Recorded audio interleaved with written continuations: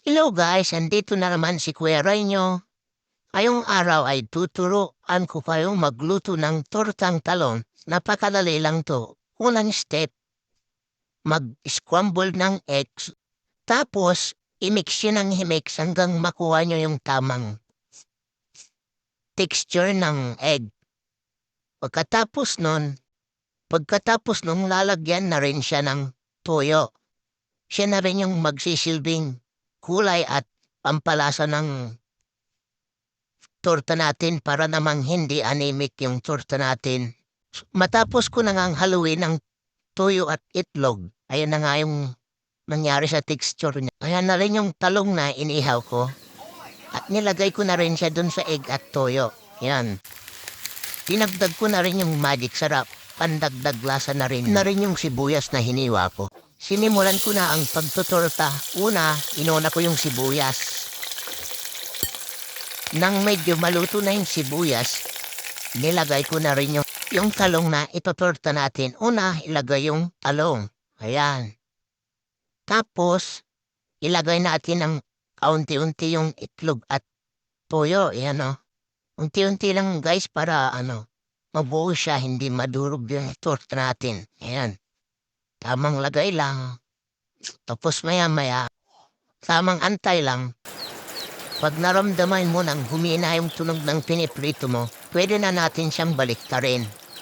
Legit yan guys, hindi madurog yung pinotorta natin. Ayan na nga guys, binaliktad ko na nga ulit siya. At nilagyan ko ulit ng itlog para mabuo talaga siya. After a minute ulit, pwede na natin siyang hanguin, no? Buo siya tapos bumina na rin yung tunog ng kawali. Nang tingin kong pwede nang hanguin, nilagay ko na siya sa lalagyan para maiprito ko ulit yung isa. Inuna ko na naman yung sibuyas. Akala ko kasi noon, sibuyas ang inuuna. Yun pala, sarili muna. Uy, huwag naman ganyanan. Luto-luto lang to. Uy, inulit ko lang yung proseso guys. Nilagay yung sibuyas, tapos talong, scramble egg with toyo niya. Ay, toyo pala.